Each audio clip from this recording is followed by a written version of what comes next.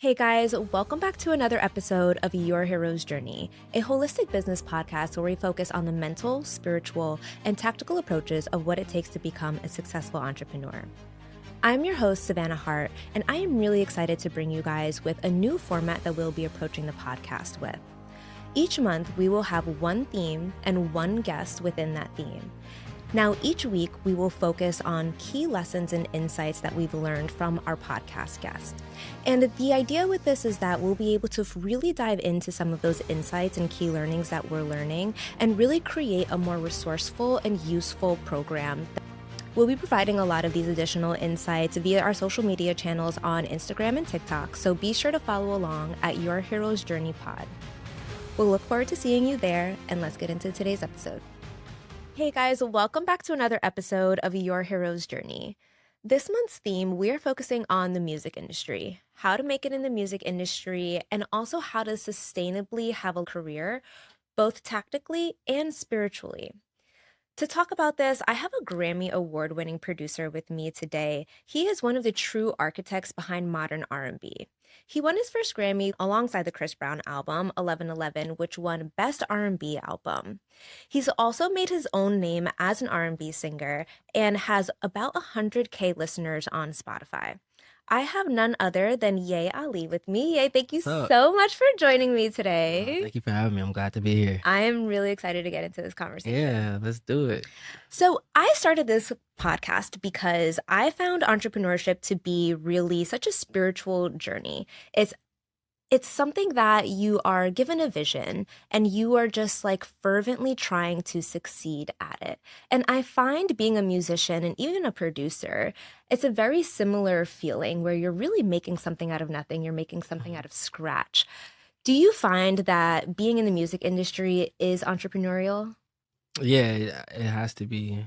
Even if you're signed, I think the best artists still do the legwork and pretend that they haven't made it yet, because you just got to keep the entrepreneurial spirit, I think, just to keep yourself energized about the next thing, because it happens fast, it happens slow, it comes in waves, so you got to be a self-starter, I think. Yeah. And when did you know that this was something you wanted to embark on? Was there a moment where you realized that you could really make a career out of this? So I always wanted to be in entertainment, since like college, I think freshman year. A bunch of guys had recording equipment on my floor, and so like that was the first time we like freestyle and just have fun. And I went to IU. We just won a championship, undefeated, by the way. And you're a Kappa too, so yeah. So there's a lot of love there. Yeah. IU is the Alpha chapter, so we started Kappa. Oh wow! Okay. So a lot of the brothers encouraged me. Some were DJs, and so it was just fun. And I think I ended up winning most popular freshman. And IU is a huge campus, and so I think once that happened, I was like, all right. So it was mostly related to throwing parties and concerts and things like that. And then I kind of just jumped into it. Didn't really take it too serious, but on campus it was like known, and I think I like that adoration. And it was other musicians in my school who ended up becoming pretty important. There's these producers called One Mind. They did Unforgettable for Sway Lee and French. And we were all on campus Sway at the Lee same and time. French were huge when we were in college. Yeah.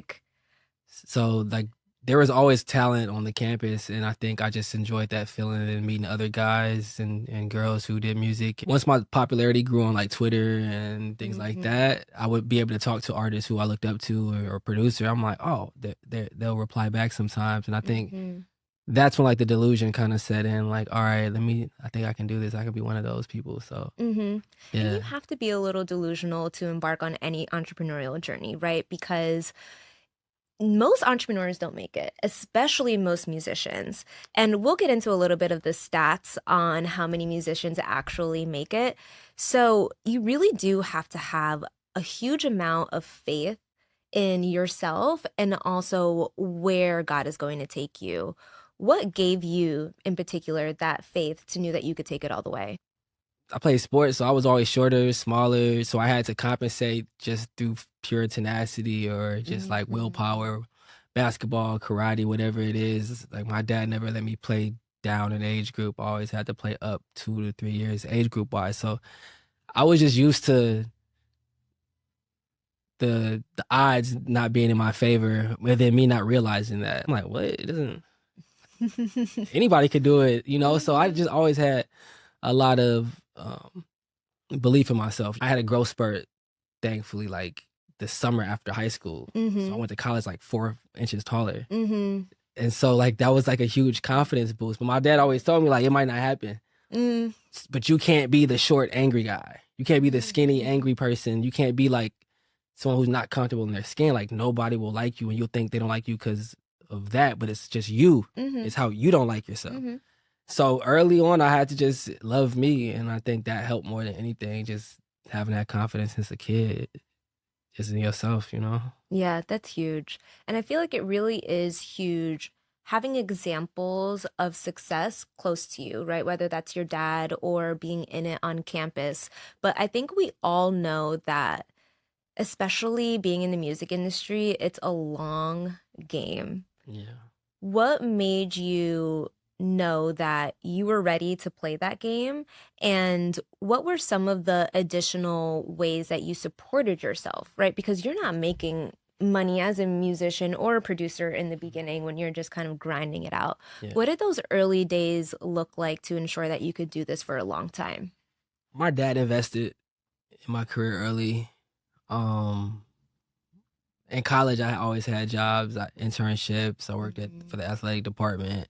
I kept a summer job throughout my whole life. I worked for my dad in high school, so I always had a hustle. Do you still have a hustle to this day, besides being a musician or a producer? I coach basketball. Depending on the availability of the season, like basketball is a big love of mine. So I work with kids, 5th through 8th grade. But for the most part, the last 10 years, I've just been living on advances from deals and using that to invest in something else. And it's just a nonstop hustle. I think... you have to love it, man. Yeah. Because you're 10 years in and you're still hustling. But, you know, I always kept a hustle. When I was in LA, I was teaching for like the first year I was out there. I had an assistantship at UCLA to finish up my degree. And that led me to being an RA on campus and then working for this international program that works with first-year students coming to America. So I was able to nab that job for like 6 months to plan for the next 6 months. And so one of my homies, actually, his name is Business Boy, he ended up moving to North Hollywood, I think. And he was like, yo, my homie fucks with your music. He wants to meet you. And it happened to be this dude named Larry Sanders. Larry Sanders was in the NBA, Milwaukee Bucks, huge defensive presence. Ended up being who he was talking about, and I eventually moved in the guest house. And so like that was the first, and I was still trying to work, but he wasn't making me pay rent. So he was like, bro, you good for right now. Just like, that's amazing. Do the music, you know? So that was the first time I was able to quit my job and just focus on the music. Shout out to my dog, Larry. He produced Party Next Door's intro on P3. It's called Don't Run. Fun fact. Oh, I love that song. Yeah. I love me some P&D. Oh, P&D, though. Shout out to my dogs. And how far along in your journey was that when you were able to, like, fully do music full time? See, I think I quit my job when I dropped the song Ring, and it was going viral.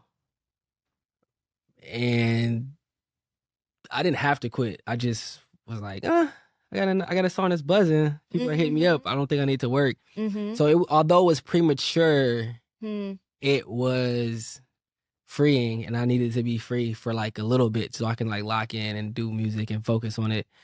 Wake up in the morning and do it, and I have to like be off for somewhere 8 hours and come back. And so I didn't have to, and I suffered a little bit, but I wasn't paying rent at the time. So it was like my suffering was a little different at that time. You know, I had lived in my car before. Like the hard part was, I think, already had happened to me. And so I was just taking everything in stride. So I had an investor before that I had secured. So every now and then I would just find me a way, Mm. and that would sustain me for a year or two. Just like one play, I did something with Twitch for 6 months. My boy was like, "Yo, I'll get you a partnership with Twitch for 6 months.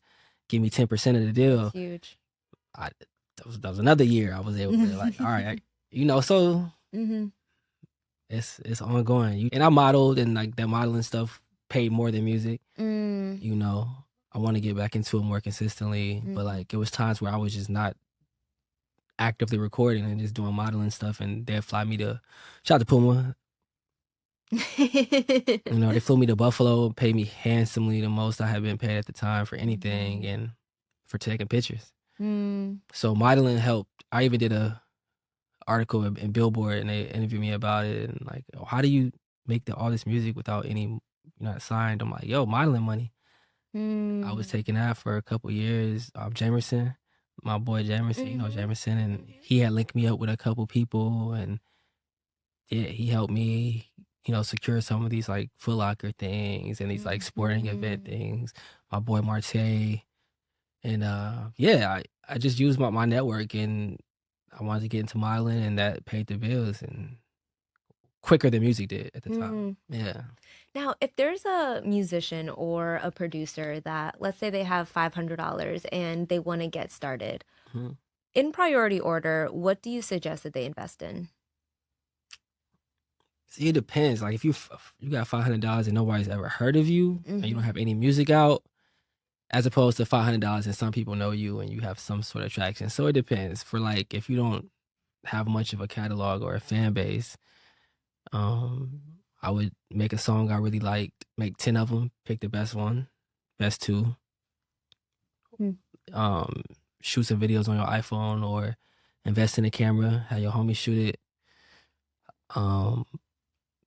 So I would say that's like $200, $300. And then lease the beat if you leasing it off YouTube, or like don't just like steal the beat, or you can if you want to, if it's whatever.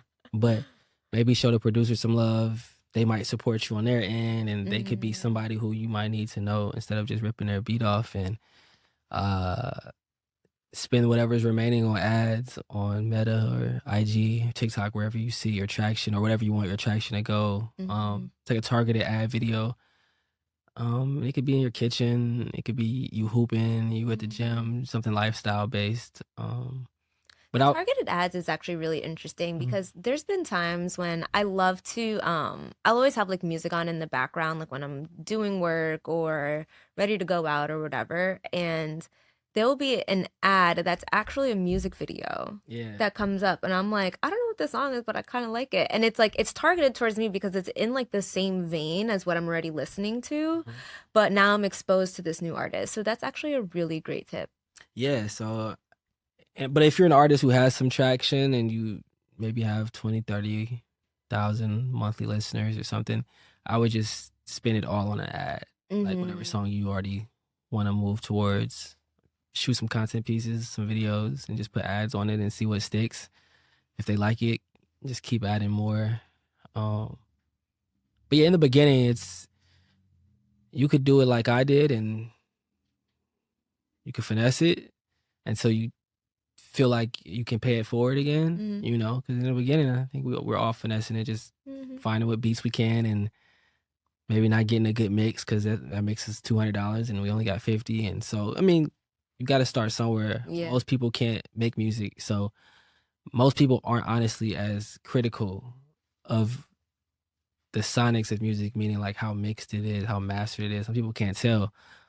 So artists will like get in their heads about that in the beginning. It's like no reason to. You just got to put it out and just improve the mix each time, like how the sound quality is. And eventually no one's going to be able to tell the difference from that quality to something they hear on the radio, if you like, keep working at it and keep just finding good engineers and things like that. But you got to invest something, Is there anything that you invested in that you regretted?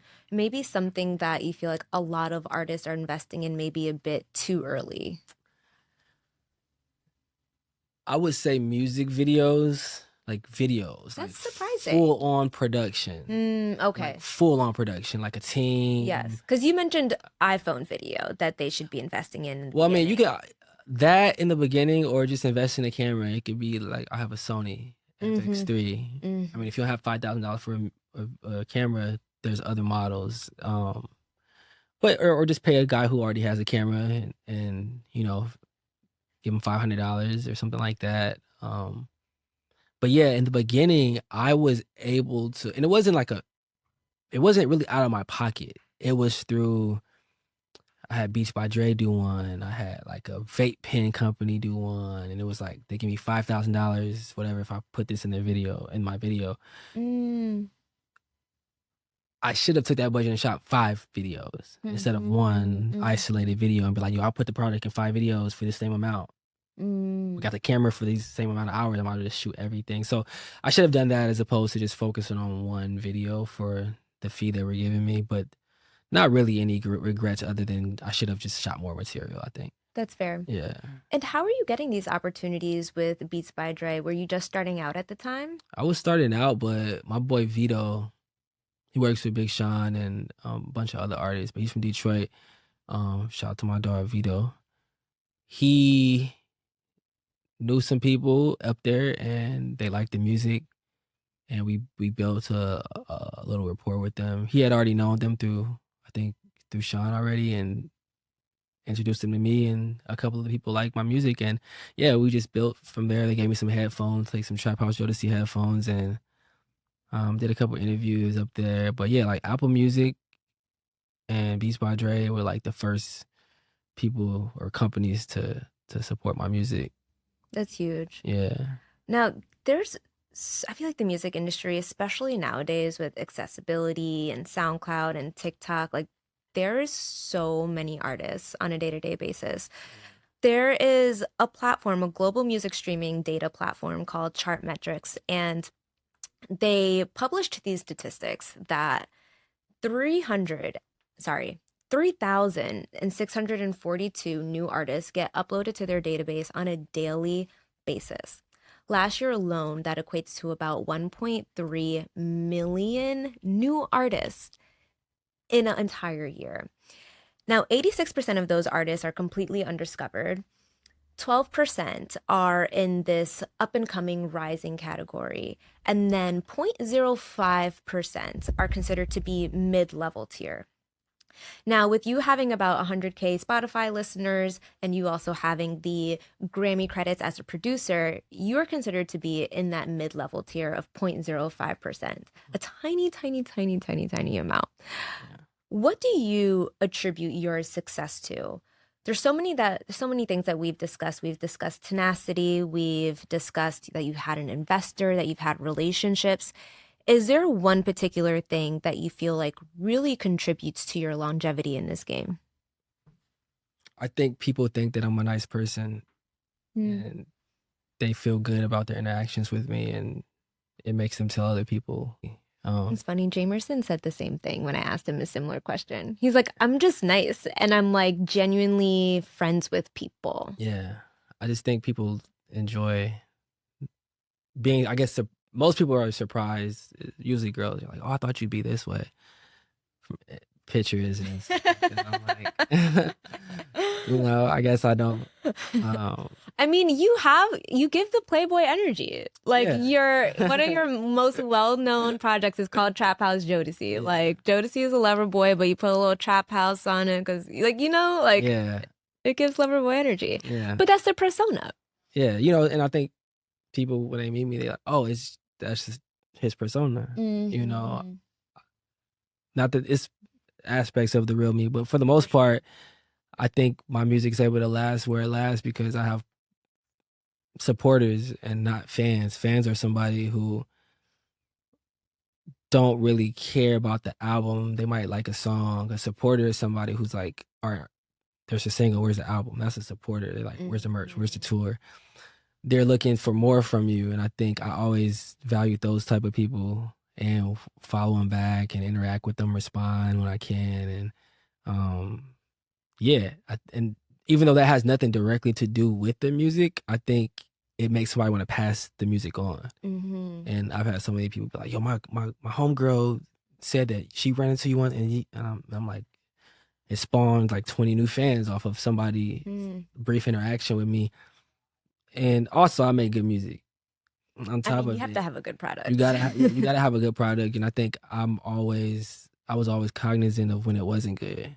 And I never got mad when it wasn't getting the praise, because I just knew I'm like, I had a different thing in mind. It didn't come out like that. And just being self-aware, I think helps. In the beginning, I never got mad at people not trying to help me, or I'm just like, it's not there yet. I get it. I'm not mad. And not that I'll be mad when it gets there and you try to come back. It's like, I'm okay, cool. You know, and I think that peace of mind, I think, makes the music travel farther. You operate with so much humility, which I think is something that could be a bit of a rarity in the music and sports and entertainment industry as a whole. Yeah. I've been in the industry, the sports and entertainment industry, for the past 10 years through my time at the Nets. I've also worked at a music agency before. And in these rooms, it feels very transactional, and like a lot of people are operating in their ego. Like they're flashing, they're flexing. What can you do for me? How do you maintain this level of humility, and how have you found such a niche community that seems to just be so genuine in the way that they support you? The humility part is like, I'm not really like this. You're not what, humble or? No, I just think when I explain it, it sounds like that. Okay. And I think I'm more media trained, I think, now. Okay. I wasn't always like that. Okay. And the only thing that changed was I just learned not to say certain things and to like work on my delivery. But you don't want to come off like an asshole? Yeah, because when I found out people thought that, I was like, I don't do nothing wrong to nobody at the time. But I think it was just my delivery and where I'm from. It's just like, I'm not used to the music industry. I thought I could just tell you I don't fuck with you, and we would be like, all right, let's fix it. Or I didn't know I couldn't tell you that, and then you would tell somebody else not to mess with me and my music. I didn't know that that's how it worked. And so I think because of that, if I think it and I don't say it, I still get the same satisfaction. So I learned I don't have to always say what's on my mind. And so the humility part is like, I've been humbled in the background of life of just like finding out somebody didn't like me. And I'm very sensitive to that. And I do want everybody to like me. And if you don't, that's fine. And I won't not like you because you don't like me. And I think with music, you got to kind of move like that. You got to be, okay, I'm not going to hold it against you. People's opinions change. And the community, you just got to, I pay people. My dad used to pay people to take me to school, my neighbors, and they would try to give me the money back. And I'm like, yo, he told me I can't. And my dad was like, I make it hard for people to say no. And I grew up, that's how I move. I make it hard for you to say no. If you say no to me, you just having a bad day. I gave you clear paths to say yes. Everything was advantageous to you. Maybe you just didn't feel like doing it, and that's okay with me. But I want to make sure I give you few reasons to say no to my inquiry. And we can add in the fact that I've done things for you, but I never have to add it in. People are, it's like assumed, and they're like, okay, I'm gonna do this. But I like to, I pay my producers, my engineers. You take care of your people, and you're not giving sounds like you're not paying homie discounts. Like, I mean, nah, some of my homies are worth $50,000. I'm not paying $50,000 for a beat. Right. But you my dog. I slept on your couch. You used my apartment when you didn't have an apartment. Like, it's unspoken. But I'm gonna still throw you something because you my mans, and why not? Yeah. Like, you can use it for something. You might be like, oh yeah, bro, cool. So I always move like that, and I just feel like I like to cover all bases, So if I'm paying you so if I'm like, yo, bro, I need you to go to the studio, do these backgrounds, my dog is going to give me the song back in a day or two, if not that day, because he knows he's going to check his Apple Pay and be like, bro been randomly sending money every week to do his background. I forgot. Let me go. But it's not like I need you to send me the money back. I just need you to know every time I need you, you were well compensated for being a friend, for what you wouldn't have charged me for it. And I think it's important to move like that because you never know what someone's going through or will go through. And anything helps, especially when nothing was expected. It's like, why not? And I feel better doing that as opposed to like asking somebody to do something for me that I really need them to do and them delivering it and not feeling like they were validated and they don't feel great about what they delivered. There's no intrinsic reward for them. No value has really been shared with them. And so it doesn't have to always be money. It could be songs, it could be beats, it could be connections. Yo, can you, oh yeah, that's my dog. You know, whatever type of social currency we're using at the moment. And that helps build community. I don't steal for people. People don't steal from me. I don't have any stories like that where somebody got over on me that I can share. I would say there's one. I was about to say, if you've been in the game for 10 years and then you haven't had one encounter like that, ain't no way. Nothing really like, it's like, but nothing like life-changing though. Okay, fair. Now, you've mentioned that you had an investor. Is that through you being an artist or a producer? So I was a producer for an artist. He never ended up coming out, but they had bought some beats off me. And the middleman guy was like, he paid me in cash. Like, I'm at the studio. I'm like, yo, I rock with y'all. Like, I like the way y'all do business. And he was like, yo, my boss wants to meet you. Like, he liked the beats. He feel like you should do the whole project or other artists. I'm like, cool. Like some movie mafia stuff. Dude was like in a black SUV outside the studio. And he was like, all right, go meet him. I'm like, you gonna walk me over there? Right, I'm like, give he was like, he right over there. So, but it's at the studio, so I'm like, I'm not feeling weird or whatever. Right. So I'm like, all right, I go over there. He's like, what's up, man? We talk. And he's like, yo, I like your music. I like the beats, you know, but I heard you do your own thing. I'm like, yeah, I do my own thing. Funny enough, I was trying to get him to invest in Duran Bernard. So I was trying to, and I pitched him like, yo, this artist. He was like, oh, I don't know. We'll circle back to the Duran Bernard story. Okay. But shout out to Duran. Grammy-winning, that's my dog, man. So anyway, the dude is like, no, I think I want to focus on your music. And I'm like, bro, I'm trying to be a producer right now. You just paid me $5,000 in cash for some beats. I want to do this. You know, so he's like, oh, think about it. You know, talk to the middleman guy, whatever his name was at the time. I'm like, all right, I'll think about it. And they just stayed in contact with me for months and months and months. And we eventually was like, yo, let's put some paperwork together. I'm going to send you something. I sent it to my lawyer. She was like, nah. And I told him, I'm like, yeah, my lawyer is not really vibing with the paperwork. Was there a reason that she said no? It was just the language and like, she's an experienced lawyer. And she was like, I don't think they knew that I was going to read this. I think they thought you were just going to read it. Yeah. And I was like, yeah, my lawyer has concerns. And they were like, tell your lawyer to draft one up and send it to us. And so she did, and they accepted it. So she just rewrote a bunch of stuff and they were like, all right, cool.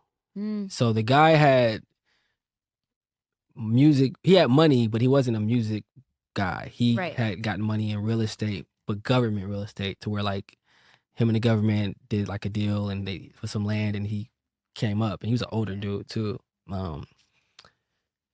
He ended up, we did the paperwork. The agreement was me to get a certain amount up front, and then there's a budget where I can tap into it anytime. I got to tell him this is what it's for. Here's the invoice, and then there's another half that I get when I turn the album in. And yeah, that's how it was. It was just, it's basically like a label, but an individual, just a person. Yeah, it was the most money. Yeah, I wish it was more. I could get with more investors instead of labels. So you would suggest going the investor route if you can? Yeah, if you can find one, for sure. Yeah, I enjoyed that a lot more.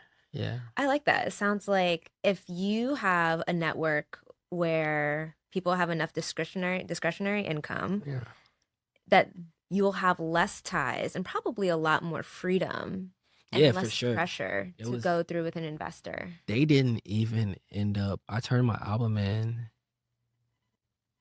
and they were like the guy was going through some like stuff with his company. He Mm-hmm. was like, "Yo, some stuff being held up and like some legal things, something had happened." And I'm like, he basically let me out the deal, and I kept the majority of the money, like from what I spent on the budget, from the upfront money. I just didn't get the last half, which wasn't. I still had gotten more of that from the budget, so it worked out, and he was really cool about it. Didn't take Mm-hmm. anything, and haven't talked to him since. And it was Wow. amicable. It was dope. That's it was amazing. awesome. It also really just proves the point of how much being a musician or being a producer really is such an entrepreneurial endeavor, right? Because, like, the same way that you can have an investor invest in a certain business idea, you have someone investing in you, in your talent. Have you ever made like a media kit or like a press deck Hmm. or like sponsor pitches? Yeah. Like, and you are the product, right? Mhm. Okay, so interesting. Yeah. Has that worked for you?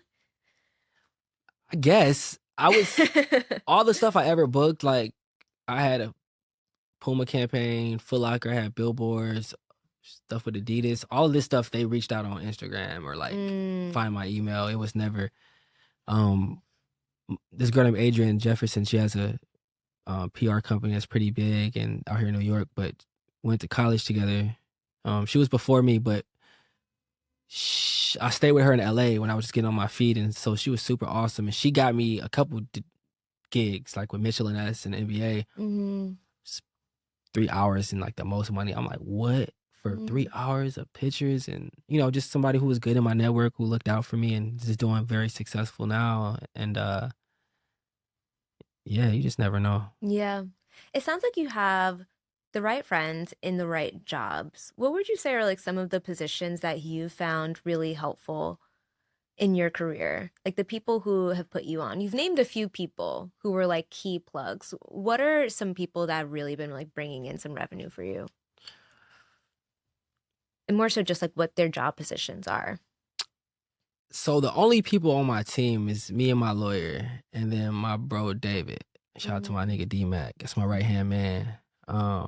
He's like my business partner. Like I just talk about everything with him, and if I don't feel like talking to people, I let him do it. mm, He went to business school, everything, so he great asset. And so really, it's just us, and our he'll reach out, and like you know, I think sometimes people are in my network, and I don't know they're in my network, and mm, so God honest, I always wish that I could answer this question with like, yo, shout out to he.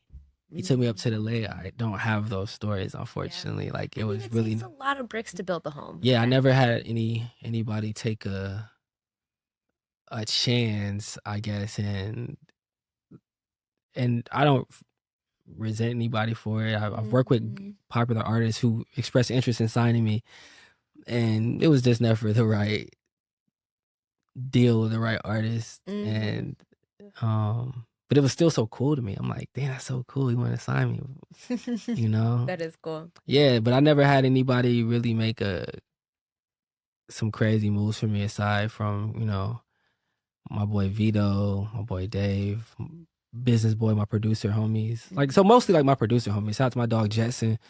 Me and Jetson did Already Best Friends for Jack Harlow and Chris Brown. And Jetson was That's who huge. he made the drums, but I sent him the sample.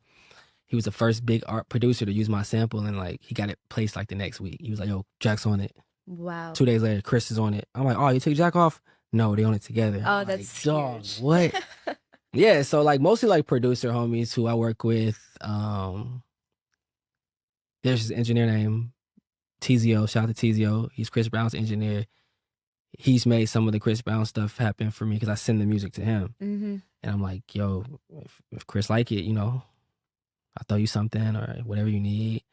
And yeah, so like no one in particular, but like I've had some good people I've worked with and that I just named. And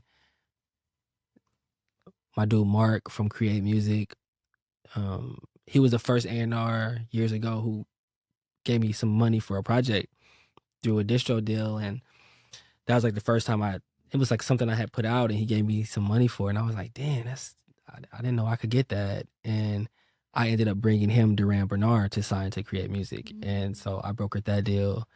I tried to get the investor, it fell through, and then I found a label for him, and I was able to, Duran had a great team and has a great team, so they negotiated everything, and everybody ended up winning. And so it's stuff like that to where like, people helping each other. Do you think you would have had the same network and circle if you didn't move to LA? Never. No, it wouldn't happen. The internet is you can only do so much on the internet. That's true. Yeah, you gotta be in person sometimes. Yeah, agreed. Yeah. Especially in this industry, it's such a relationship-based industry. As you mentioned, like you have this ripple effect of people actually running into you on the street and singing your praises of how you are as a person. There's just this human element that is really incomparable. And honestly, any industry, not even just sports and entertainment, but we're all humans at the end of the day. We want to connect with people. Exactly. So in terms of income, I feel like we always hear in terms of the music industry, like touring and merch is the only way you make money. Would you say that that's true for you? Like, what are your primary streams of income? And I guess it's different because you're a producer as well. Yeah, so I mean, ASCAP checks, DistroKid. I'll put out music through like. And that's your primary source of income. So.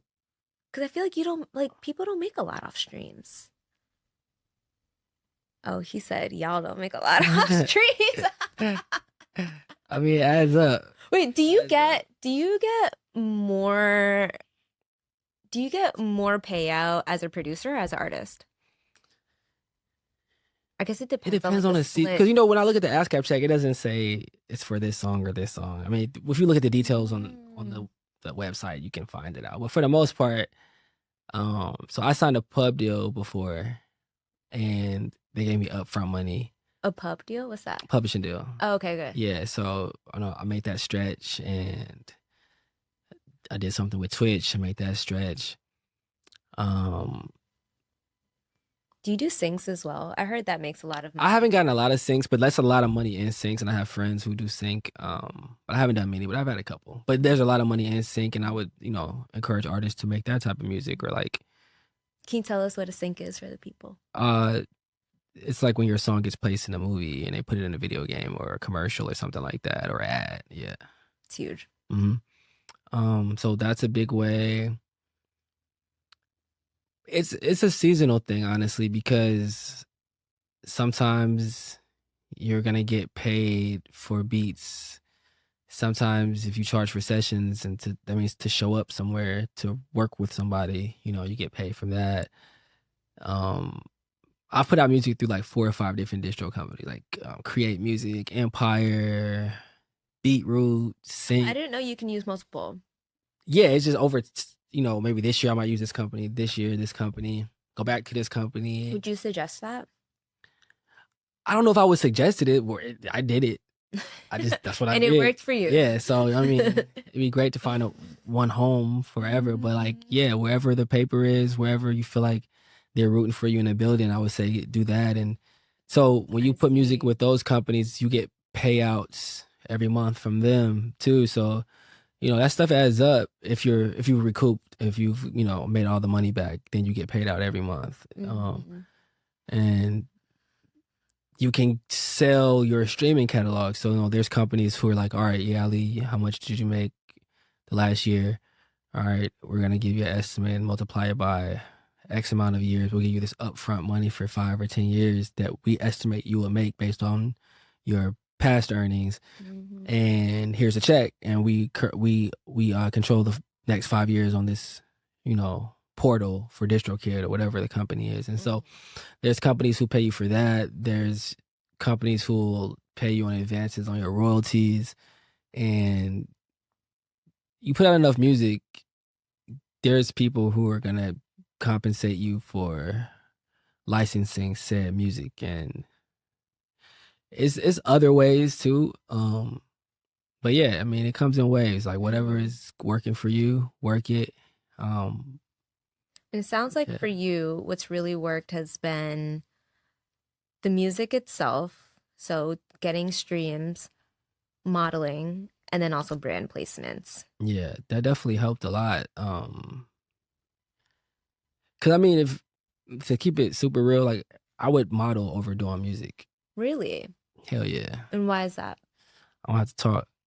Hmm. I don't have to I don't have to talk. Well, thank you for talking with us today. Oh no, this talking is cool. But yeah, I would rather just Yeah, you don't be have to be a promote face. yourself and Yeah. do all of the other things. Yeah, I definitely get it. And you said it makes more money too, at Yeah. least up front. Yeah, I like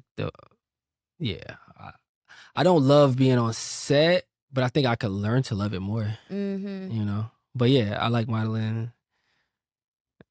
Yes, it does something for the confidence. But it doesn't sound like you're passionate about it in the way that you are, at least with music and producing. Because I haven't done it as much. So when I was the times when I was only doing modeling, that's all I would talk about. Like it was, if you met me during that time, you would not know I was a musician because I was so just in the trenches and of trying to do the modeling thing. And so, yeah, I mean, I do like being. I don't like people thinking I'm just like a pretty face or just I get that. I do like showing I could do things, and this is more of an ego thing. Yeah, Like, that's I want what it you to sounds know like. that That's really what it sounds like. I'm somewhat intelligent in some capacities, but for the most part, if the check's right, you could think I'm dumb, and that's cool with me. It's so funny that you say this because when I was growing up, like especially not growing up, but like post high school, early college, like I would always get like, "Oh, you're so pretty, like you should be a model. Are you a model? Are you a model?" And the way my ego operated is like, "Okay, if y'all think that this is all I can do, I'm literally never going to put my face anywhere." Even to the point where like I was hesitant to like do this podcast because I'm like, "No, like I'm not a camera facing person. Like I'm the business and the brains behind the scenes." Like I had to put my own ego aside even just to do this podcast. So I definitely get that, but we gotta go where the passion and the check lies. Yeah, I think I'm not a huge fan of taking pictures, but when I found out I could get paid for it, I'm like, oh, I like that. When I did music early on, I didn't post pictures. People still don't know how I look. You think they do, but most people assume I don't know how to say this, but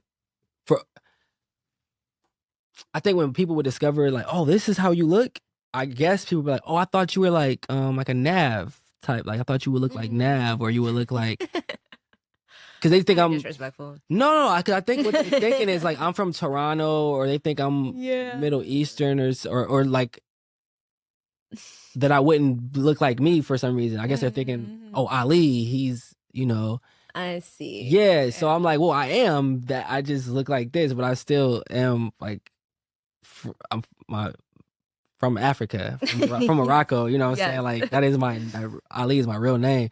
So I think I wanted people to like my music and just put whatever face they wanted to until it was time. And then the worst thing was like, all right, they like my face but not my music. So now every time I post it, like posting songs, they're like, just post a picture. As opposed to dropping music, and they're like, oh, you look like this. So I like, that's more, feels better. Yeah. When people were like, yeah, you're just like, oh, I already liked you.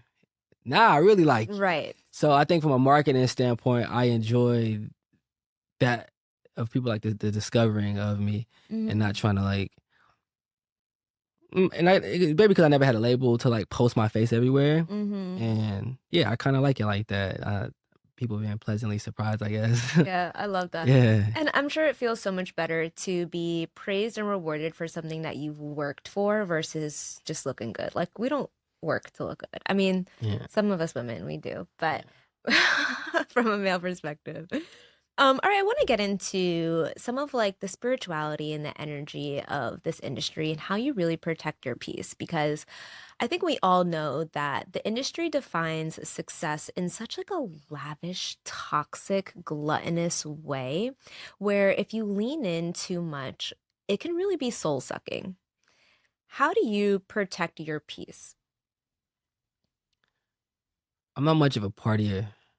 So as you're throwing a party tonight. As I'm throwing a party in New York. So I never felt bad about not being in certain circles. So the saving myself and protecting myself, and I never really it was a few instances where like people who wanted to manage me and I would get to know them. I'm like, oh, you're terrible. Hmm. And have you like, did you tarnish relationships with those people when Oh you yeah, I realized they burned were bridges terrible? with the worst people, and I just should have pretended that I didn't notice how terrible they were and just kept it Mm. cool with them because Mm. they did try to ruin things and like deny as much as they could control. And I think that goes back to me, getting media training and not, my dad told me like, yo, there's no, how you feel about me is not my business. And you should never make somebody know that you got them. Mm. What benefit is that to you for them to be aware that you know that they're on some other shit? Like, how does that serve you? Mm-hmm. If you know it, then that's fine. Now you can take notice of it and move accordingly, but why tell other people? Mm. Why tell them? And, well, people need to, they'll know if they need to know. Mm-hmm. Now you're the only person who lost because you wanted somebody to know that somebody else wasn't a good person. And it's like, it's not worth it. Mm-hmm. Unless it's like something extreme or like, yo, this is like somebody's hurting somebody or something like that. I think other than that, mind your business. Mm. And I think that's how I always protected myself. I don't know a lot of people's business because I mind my business. And the business that gets told to me, I forget it soon. I don't care. I don't care about who's doing what with who and who stole this and who. As long as it's not affecting me or the people I love, I stay out of it. So that's how I've always protected my peace. It was never in jeopardy. Mm. So it's kind of like don't ask, don't tell. Yeah, I mean, I'm lucky to say I never been uncomfortable too much in what I've seen in the industry. Mm. And not that I'm desensitized, it was just like they don't let me see the weird shit. Like I'm not at those tables or at those moments. You never had a Diddy party? No. A Diddy writing camp before whenever a party. Okay. Yeah. The last album, as a matter of fact. And when I seen that documentary, the Love album? Yeah, I was like, oh, please don't let me be on. And I wasn't on the footage. Some of my homies were, and we don't gotta say names. Yeah. But yeah, I never was privy to those things, and so I purposely always stayed in my own little bubble to just protect myself because I know how I can get. I know that there's probably a side of me that could get carried away if I get too entangled in what's going on in other people's life, and I could be on the same trajectory as them, just trying to know too much or like trying to fit in. And so people don't bother me. Yeah. Have you ever had to do a little bit of compromising from a value standpoint? Because like transparently, I think everyone that really holds power in the industry, like they're not the best person. That's not just music. That's obviously like in movies and like across the scene. Do you have to compromise a little bit or just like look the other way if you want to be successful? I think it's obvious I never compromise because I'm not like super huge. I think people are like, why aren't you? I'm like, do you think if you did compromise, you would be? Oh yeah, it's plenty of times where I could have just acquiesced to what was requested of me, and not like something dramatic. It was like I was uncomfortable with it, and I'm not gonna do it, and that's just. And I'm not. Maybe I should have done it. It was nothing. I think what was recommended early was people wanted me to be more overtly sexual in every way, from like how I present myself. And I'm like, I would tell them, like, I'm what's called like casual sexy. I'm like sexy for like a nigga you went to college with that you might have a class with. I'm not like runway, oh, that's too sexy. I'm scared of that person. It's too, I don't know. It's too sexy. Like, I'm like a realistic sexy. You wouldn't do like a D'Angelo video, like where he has like. No, and I love that because that was. I thought that was so, like, for him, it was awesome. Yeah. And it was a moment. For me, they wanted me to be over the top. And I'm like, no, that's why girls like me. It's because, like, I'm not over the top. And as soon as I get over the top, I'll tell them, like, well, I'm already light skinned. I already got that going against me in the don't do too much category. Just be cool. Don't lick your lips a billion times. Like, just be normal. Don't try to over sexify it. And I think a lot of my early managers wanted me to like over sexify it, and from that to like fake relationships with girls and The PR relationship. yeah, and it was like I would have bagged you anyway. I'm not finna fake bag you and pretend that like I would have bagged you. You was already in my DMs when I was in the gym. Now we gotta act like why is your team setting it up like you weren't last year trying to slide anyway? Like why are we acting like this is so it was stuff like that. And I'm like, man, I probably should have did it, but it was lame to me, and I've matured and realized it's a role. I should have played the role. I could have played the role, but I don't regret it. If I don't want to do it and it makes me feel uncomfortable or I feel like it's unnatural, I feel like y'all gonna tell it's unnatural if it's unnatural. And I'm like, I don't think it would work with me. With somebody else, I think it would work. I feel like that's also the reason why it goes back to your point of you mentioning how you have supporters versus fans. Yeah. You have people who are genuinely rooting for you because they connect with you. They feel like you are authentic versus someone who may just be looking for the next album or the next tour or the next merch and really just consuming you, right? And I've really experienced that with this podcast as well. Like when I've talked to some other successful podcasters, a lot of the advice I would get is to like include a hot take or like something that would go viral or like, someone like, for example, like when I was focusing on the food industry, they were like, ask questions like, have you ever had sex at your restaurant?